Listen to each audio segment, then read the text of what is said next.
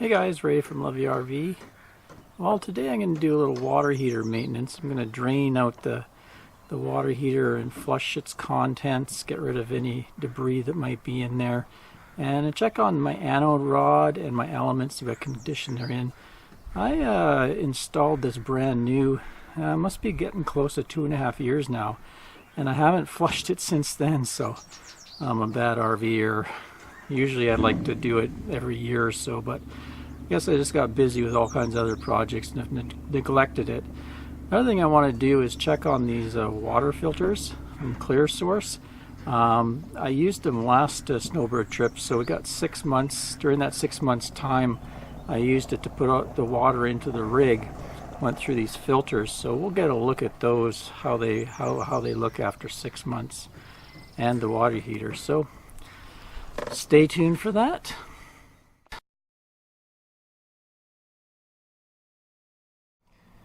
So here's the tools I'm going to need to flush the water heater. I got a 1 1/8 inch socket here, and I'm going to use this old torque wrench just as a pry bar. So you don't want to use a torque wrench as a pry bar, but this one's one I've retired from torque wrench usage. I got a nice new torque wrench, so I use this as a pry bar now. And also I've got a socket to remove the heater element. Got a new anode rod in case I need it. Little wrench to take the gas fittings off. And this is a flushing wand, so I can stick that in there and get rid of any debris that's left over in the bottom of the tank. First we'll get a look at these filters. Pull them off.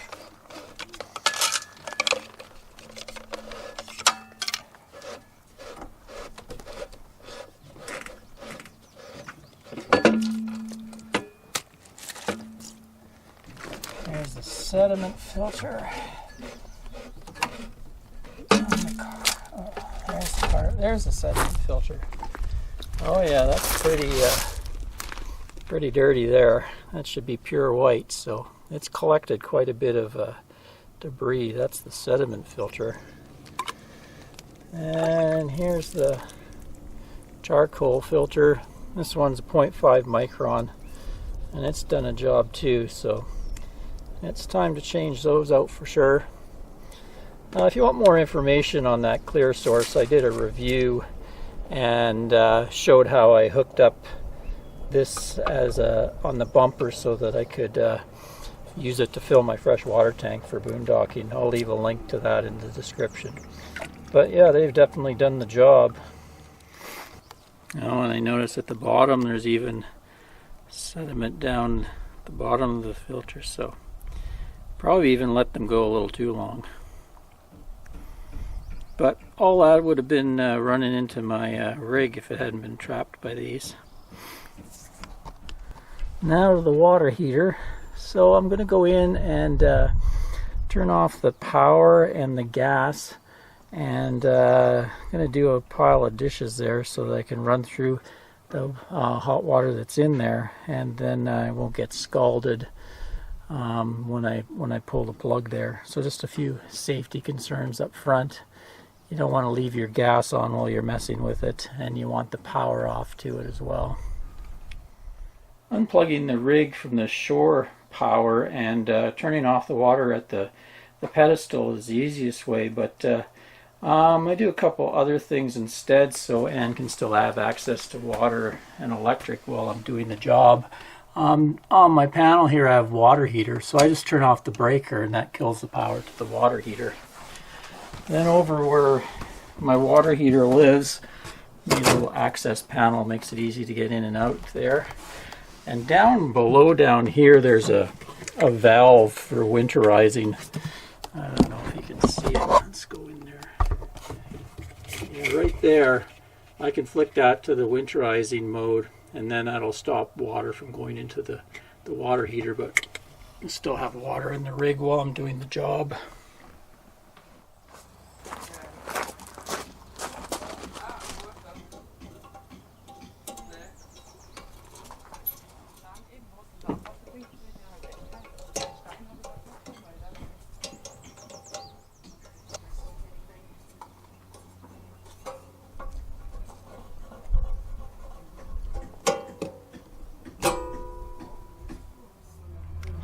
So you don't normally have to take the burner off to access the drain hole here. This is the anode.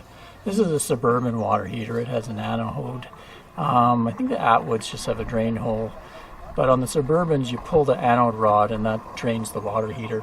So you don't really have to take the gas off to get that. But because I also want to check my element here, and that's behind this plastic cover, it's easiest just to remove that gas burner. Makes everything easy to get at. So then I just wrap some plastic around there so I don't get any water over here where the hookup for the gas is. So next we'll pull the anode rod and let her rip.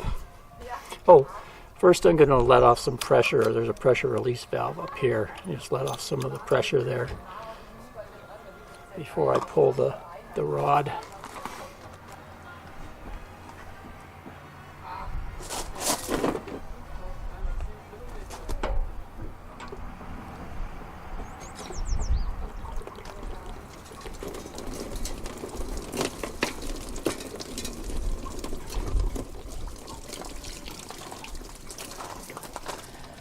Well, I definitely let that go way too far. Battery. Just got a little complacent with the water heater maintenance there. That's what a regular new anode rod looks like. This is one that's been totally used up. And also I got a lot of junk in the heater at the bottom. A lot of it is kind of a whitish calcium deposits, usually from the desert well water. A lot of salts. So that shows you that those filters don't do anything. I guess because the salt is dissolved in the water, so it passes right through. That just traps the sediments and kind of some of the nasty bacteria and stuff. But I think you need a reverse osmosis system, is what I've heard, to get rid of this type of stuff. So there we go. So I'm going to give this a really good flushing.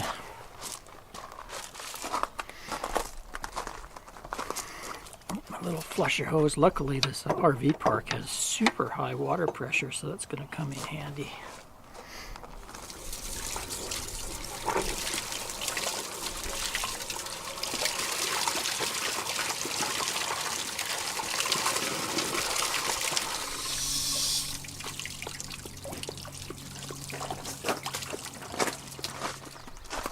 Okay, lots more of that stuff came out, just loaded with the sediment.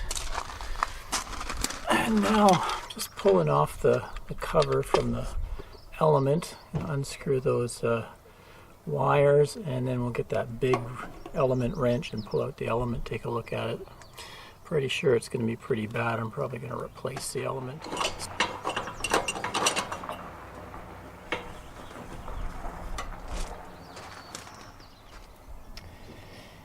Yep, that's pretty coated as well. I could put it in a vinegar bath and probably reuse it, but these things are fairly cheap, so I think I'll just get myself a brand spanking new one. Off to the parts store. So I went and picked up a replacement element. It's a Camco, quite a bit shorter, but it's a universal replacement. The RV parts place said this is all they put in all of them, and I questioned it a bit, and of course she got her to look it up, and the Suburban replacement, theirs is actually a 1440 watt element. This universal one is 1500 watts, so you kind of lose 60 watts, which is probably like a half an amp of capacity in your, say, I have a 30 amp service. So but I'm going to put it in. I think in the past I had one of these little short 1500 watts and it worked fine, didn't have any problems. This one, what I'll do is I'll soak it in vinegar and get all this crud off it, and then I'll keep it as a backup. So this thing has its own built-in rubber seal, you can see here, so you don't have to wrap the threads or anything. The anode rod I wrapped with some Teflon tape. In the past I've had people say you don't wrap them, but this is the factory. I bought it brand new and it came wrapped with Teflon. I think what it does is probably makes it a little easier to get it out. so it doesn't rust to the hole in the water heater. So I'm going to put in a fresh element and a fresh anode rod. Got all the crud out of there. It looks pretty good and clean in there, so I'm happy with the amount I got out. I think before I head south I might take it apart once and maybe do a good vinegar wash of it. Done that in the past. I'll link to it if you want to see how I do a vinegar soak of the water heater, just to give it a really good cleaning.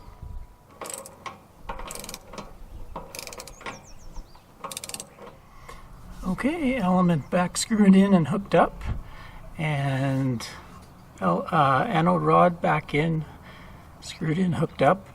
I don't really tighten them too tight, you know, just snug. I don't find they leak if I don't overly tighten them. I think there's, if you look at in the manual, there's some kind of foot-pounds. I think it's like 20 foot-pounds, something like that. You can look it up if you want to be really specific, but I just find if I snug them up quite well, then they're easy to get out again, and I have never had them leak. So I'll just put on the plastic cover here, and we'll get the gas back in place. Good time to check the burner tube here. Sometimes little spiders or bugs like to get in there, build a nest, and that can block the gas flow and cause all kinds of problems when you're running on gas. And also a little hole here is a little tiny pinhole that it goes through. I'm going to make sure that that's clear as well. Just a good step to do while you have it all apart, just to keep everything running smooth. Burner tube back in place. I always find this one a little finicky to wrangle in there. Just want to make sure you don't hurt the brass fitting here. It's soft metal, so it's kind of easy to strip it going in, so you just want to make sure you don't do that. And then I usually just do it up kind of just snug. It's got a compression fitting inside it, so it really doesn't need a tremendous amount of force. Okay, so we should be good to fill her back up and check for leaks. Get all the air out of the system. Definitely want to make sure that the water heater is full of water before you turn the electrical back on, because if you turn the electric on without water in the water heater, then that element, the electrical element, will burn out basically instantly. It's a pretty common mistake people make when they take it out of winterizing, and they flip that on when it's empty, and they go to, next time they go to hook up to electric, they have no hot water. I'll just let that run, make sure everything fills up and all the air is out of the system and the water heater's full before I turn the old power back on. Then we'll let it come to temperature, and I'll check the temperature and see if we have any leaks out there.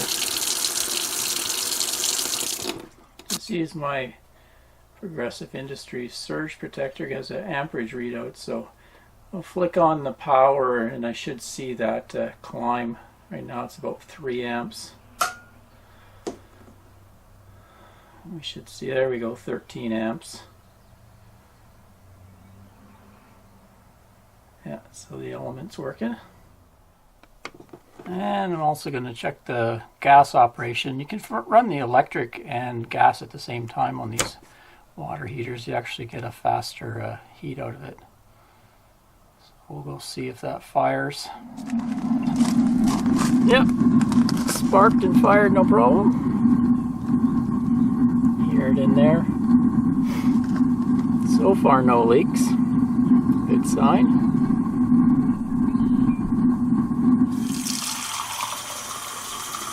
So both the element and the gas cut off. Let's give a check here. There we go, 125, 126. It's supposed to be 130, I think, is the thermostat, so given a little bit of a cool down in the plumbing, looks like we're good to go. There we be. That's the final tally of what came out of that water heater. And I got these to deal with. So I'm going to clean up these jugs here. I won't use them here on Vancouver Island. Some people ask, you know, what happened to your filter system. Well, Vancouver Island, the water is rain-fed reservoirs and it's super soft, so we drink straight out of the tap. I always have it at my home too. The water tastes great here, so I don't bother even using a filter. But once we head south again, I'll get it all set up with the new filter cartridges and do the same again. Even though it doesn't block this type of stuff, it does get rid of the sediments and some of the nasty germs or bacteria that could cause us health problems.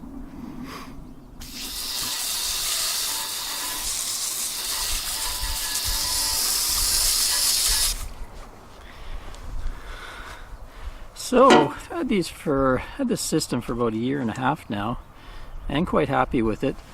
The cartridges, the jugs here are really thick, heavy duty. Everything's really built well on it. And it's stainless steel hardware and the nice mounting bracket there, stand. So it's an expensive thing. I think it goes for $249 or something like that. But it's really, I think it's built to last. Well, it's good to have that maintenance task done. Back in business again. To worry about the crud in the water heater. Wow, that was a lot. I'm gonna have to stay on that a little better. Anyway, if you want to check out any related posts, I'll post them in the description below. Till next time, Ray from loveyourrv.com. Cheers, everyone.